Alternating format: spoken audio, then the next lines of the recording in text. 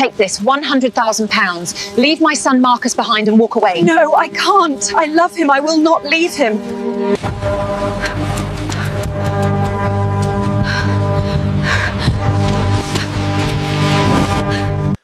Please, can I ask for a favor? Don't forget to like this video and subscribe to this channel. Your support means a lot and helps us bring you more exciting and heartfelt stories. Thank you. Now, let's dive into the story. The rain arrived without warning, streaking silver across the London skyline. The Grand Hale Hotel, 42 floors of marble and quiet luxury, stood resilient against the storm. Marcus Hale, 34, a self-made British billionaire, leaned against the window, feeling the weight of a life built on perfection. He was tired in a way only the very successful can be.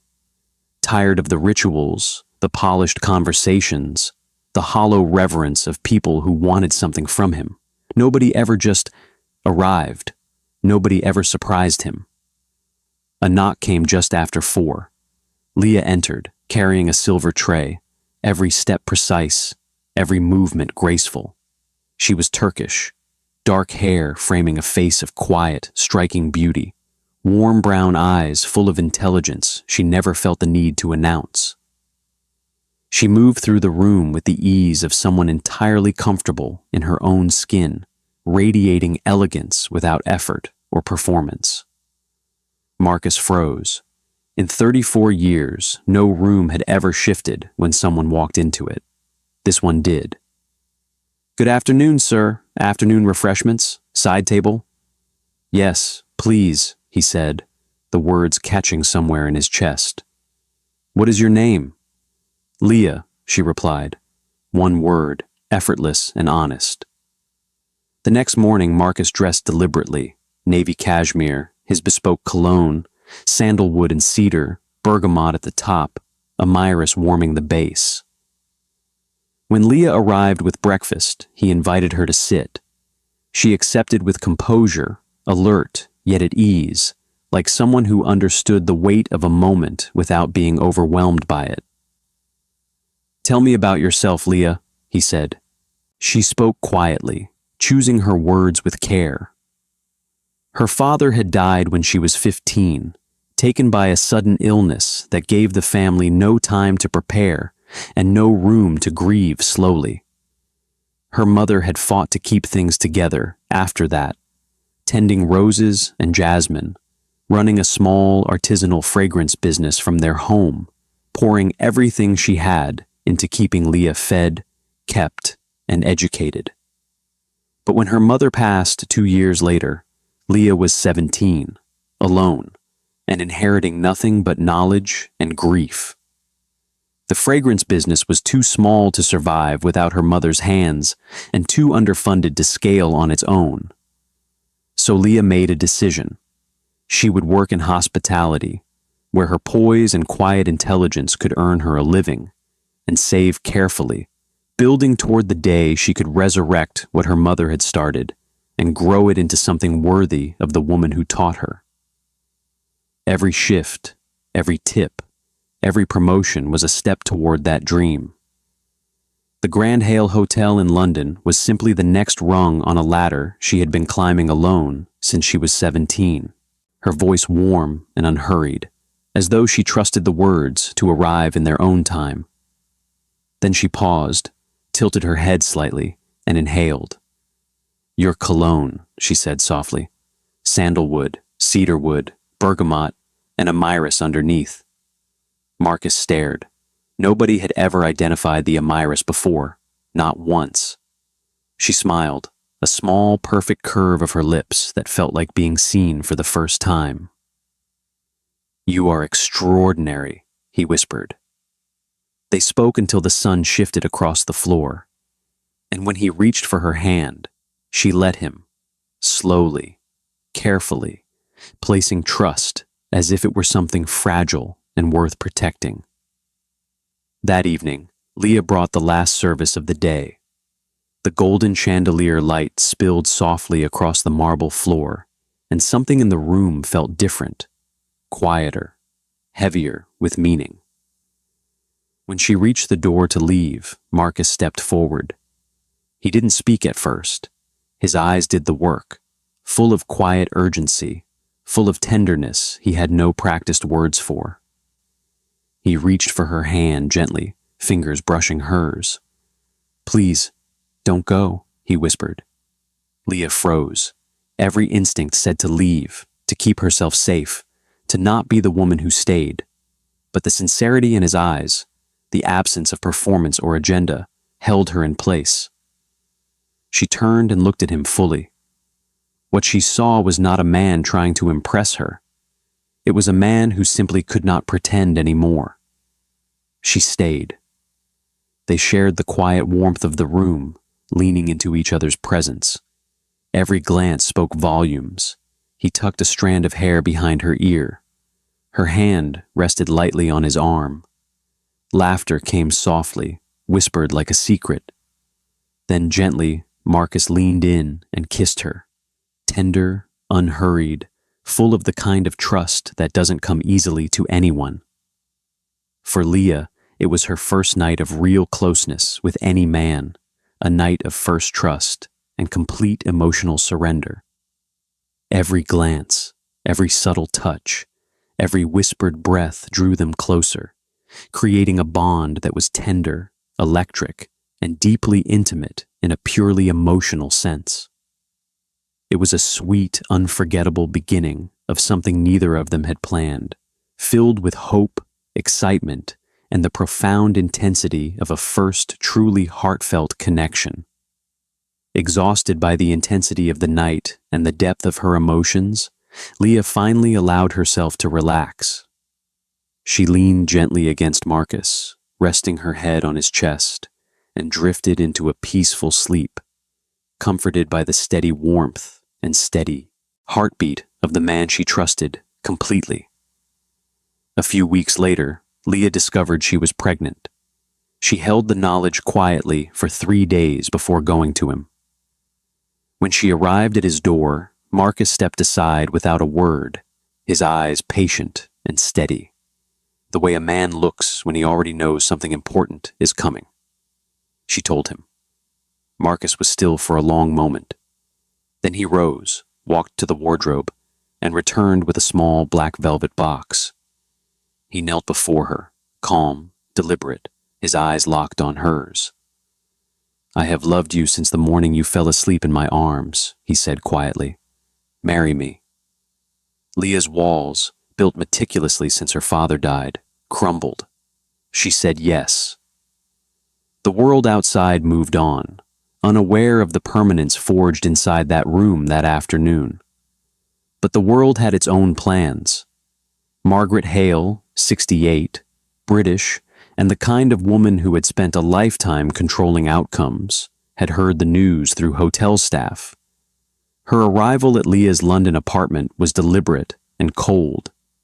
She spoke in calm, measured tones, not shouting, not threatening openly. Something far more insidious.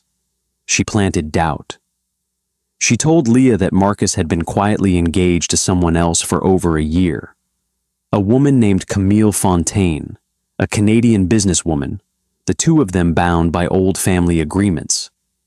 She produced documents, carefully forged, though Leah had no way to know that. She spoke of Marcus's world as a trap dressed up as a dream, and she spoke of Leah as a woman who would be discarded the moment she became inconvenient. She left the forged papers on the table and walked out without looking back. Leah sat alone for a long time.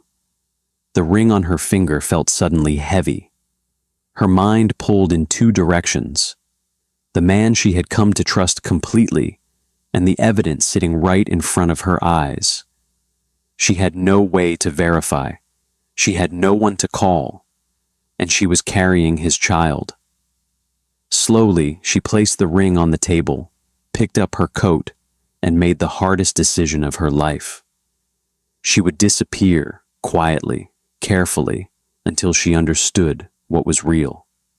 2 weeks later, Margaret came back. She arrived without warning, the same composed authority, the same measured calm. She set a thick envelope on the table and folded her hands. 100,000 pounds, she said evenly. You walk away, no claims, no reappearance. You take your child somewhere quiet and you build a small, comfortable life. That is more than most women in your position are ever offered. Leah looked at the envelope, then at Margaret. No, she said quietly. Margaret studied her for a long moment, the way someone looks at a problem they had underestimated. Then she reached into her coat and placed something else on the table. More documents, more carefully constructed lies. A photograph of Marcus and Camille Fontaine at a private dinner, staged to look intimate and recent. He was never going to choose you, Margaret said softly. I am giving you the dignity of leaving before you find that out the hard way. She left without looking back. Leah sat with the silence for a long time. 8 weeks pregnant, no allies. The documents arranged before her like a verdict. Her mind turned and turned. The man she had trusted with everything, and the evidence so carefully built around her. She had no way to reach him without going through people Margaret controlled. She had no way to know what he had already been told. Then quietly, a memory surfaced. Her mother had spoken often of a woman in Milan, an old friend named Rosa Conti, who kept a garden and a generous heart, and had always said the door was open. Leah had never needed to use it. She needed it now. She didn't take Margaret's money, but she made a decision. With the small savings she had carefully set aside, she booked a one-way flight to Milan. She packed only what mattered, her documents, a few clothes, the memory of a name her mother had trusted. She left the ring on the table. That night, she boarded the flight alone. No phone. No one who knew where she was going. Only the name of a woman her mother had loved, and the quiet, unshakable instinct that her child deserved a mother who chose survival over surrender. She didn't even know if the man she loved still believed in her, or if he ever would again. She arrived in Milan as the city was slowly waking. She sat on a bench at a bus station and pressed her hand gently over her stomach. We are going to be all right, she whispered. She meant it as a promise. Near the morning market, she spotted Rosa Conti, 71, Italian, weathered and warm, selling dried lavender from a worn basket. Leah approached her, voice soft and urgent, and asked if she could stay somewhere for a while, just until she found her footing. Rosa studied her quietly for a long moment, the kind of look that sees past words to what a person actually is, and then nodded. If you are enjoying the story so far, don't forget to like this video and subscribe to this channel. Your support means a lot and helps us bring you more exciting and heartfelt stories. Thank you. Back to the story. At Rosa's garden, Leah came alive again. Her hands found purpose. Roses, jasmine, fragrant herbs. She tended them all with the careful precision her mother had taught her, pouring herself into the work the way people do when they have nowhere else to put their grief. Months passed.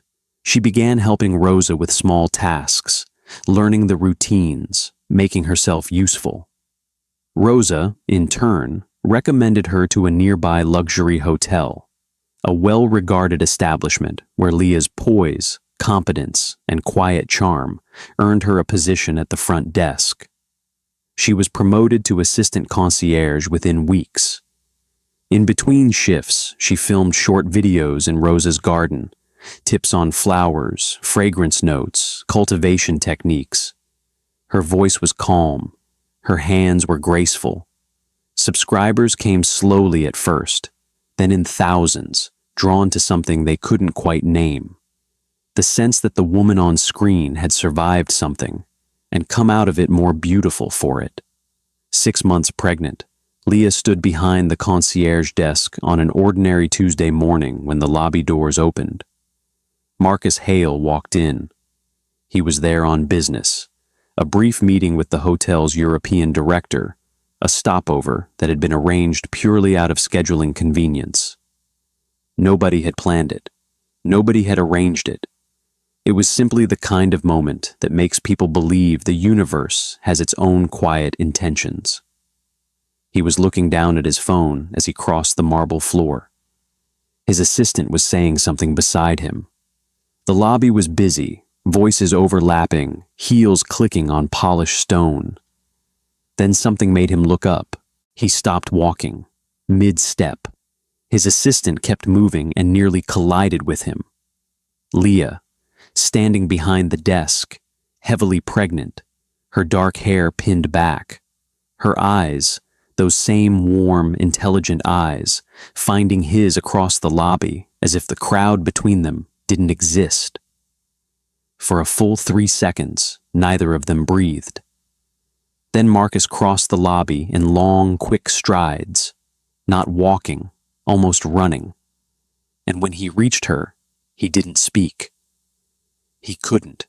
He simply pulled her into his arms, carefully, one hand cradling the back of her head, the other resting gently around her, mindful of the life they had made together.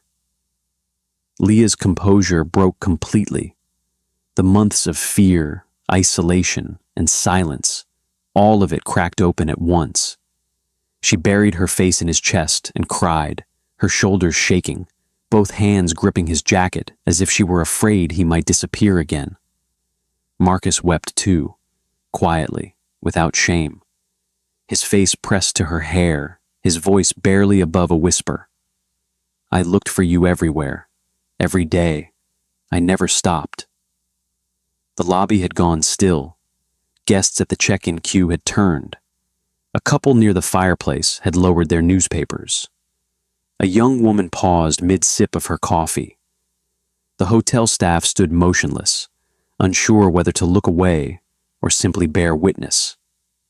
Nobody spoke. The only sounds were the soft, broken sobs of two people finding each other at the end of something very long and very hard. After a long moment, Leah pulled back just enough to look at him. Her eyes were wet, her cheeks flushed, and she was the most beautiful thing Marcus had ever seen in his life. She guided his hand gently to her stomach. It's a girl, she said softly. Marcus dropped to his knees right there, on the marble floor of a hotel lobby in front of strangers, with no regard for dignity or appearances. He pressed his lips to her stomach, both hands trembling slightly, tears falling freely. Several guests looked away to hide their own tears. A woman near the entrance pressed her hand to her mouth. The young receptionist beside Leah had to excuse herself. Fate, it seemed, had been working quietly the entire time. At the penthouse that evening, Leah told Marcus everything. She told him about Margaret's visits, the forged documents, the money she had refused, the photograph arranged to look like betrayal, and the slow, deliberate way doubt had been built around her like a wall. She told him about the night she packed only what mattered and boarded a flight to Milan with nothing but a name her mother had trusted and the determination to protect their child. Marcus listened without moving. His jaw was set, not in anger alone, but in the particular quiet of a man who has just understood the full shape of a betrayal. He hired private investigators that same night. Within 72 hours, the full picture was clear. The forged documents were verified as fabrications. Camille Fontaine's involvement, her coordination with Margaret, the staged photograph, the deliberate campaign to remove Leah, was documented and on record. Every thread, every carefully laid lie now lay exposed. Marcus made a deliberate choice. Leah would give birth first, safely and privately. He ensured she was cared for and watched over, and soon after, she delivered a healthy daughter. They named her Martha. The family shared a quiet, tender moment, full of relief, joy, and a sense of justice quietly gathering its breath. Once Leah and Martha were settled, Marcus moved. He called his board together without warning. He laid every document on the table: the forgeries, the investigator's report, the evidence of Margaret's orchestration. He spoke for less than 10 minutes. The board listened, and then, quietly and without ceremony, they voted. Margaret Hale was removed as chairwoman of the Hale Group, a position she had held for 22 years, a title she had built her identity around, a seat at the table she had always believed was permanently hers. She was given no statement, no farewell gathering, simply a letter, a cleared desk, and the long, humbling silence of a legacy that had collapsed under the weight of its own cruelty. She sat in the car outside the building for a long time. No one came to check on her. Camille's consequence arrived differently, not in a courtroom, but in the quiet, irreversible way that reputation dies. The evidence reached the right people. Business partners distanced themselves with polite but final emails. Invitations to the events that had defined her social world stopped arriving. The boardrooms that had welcomed her suddenly found their schedules full. She was not arrested. She was not publicly shamed. She was simply no longer included. And for a woman who had built everything on access and influence, invisibility was its own verdict. Neither had imagined, when they began this, that the woman they had tried to erase would be the one still standing. 1 year later, Tuscany welcomed them with warm summer air, a stately stone villa, cypress trees swaying in a gentle wind, wildflowers threading through the grass in soft drifts of white and gold. 28 guests, most of whom knew only fragments of the story, gathered in the afternoon light. Rosa sat in the front row in a yellow dress, quietly wiping her eyes with the corner of her sleeve. She held Martha gently in her arms, the baby more interested in a butterfly at the edge of the garden than anything else happening around her. At the top of the garden path, Leah appeared, every head turned, ivory silk, dark hair in soft waves, a crown of white flowers. She walked with the unhurried confidence of a woman who had earned her joy, each step deliberate, calm, and quietly triumphant. Marcus waited at the path's end in crisp white linen, a pale rose at his buttonhole. He was composed in all the ways he usually was. And then he saw her, and he was not composed at all. They met at the center. He cupped her face in both hands and kissed her, long, tender, complete. The kind of kiss that holds everything inside it, every mile of distance, every night of not knowing. Every morning she had pressed her hand to her stomach and made a promise to someone not yet born. Leah returned it fully, without hesitation, like a woman finally, completely, home. Martha made a small sound of delight in Rosa's arms, reaching toward the butterfly drifting through the wildflowers, small and perfect, exactly where she belonged. Marcus spoke plainly, without hesitation. You are braver than me, and more honest. When life became unbearable, you didn't break. You found a way through every single time. I spent months looking for you, and never once doubted that you were worth finding. Every single mile from here, I want to stand beside you. Leah's smile reached her eyes, full, luminous, unheld. Every mile, she replied. Then, the wedding ceremony began. Marcus and Leah exchanged vows before the gathered guests, placing rings on each other's fingers and pledging their lives to one another. Tears, laughter, and applause filled the air as they sealed their union with a final, loving kiss. Together, they stepped into the sunlight side by side, carrying everything they had survived and everything still ahead, radiant, unshakable, and completely, finally, at peace. If you enjoyed this love story, please like, comment, and subscribe to see more heartfelt tales. Your support helps us continue creating the stories that make your heart race.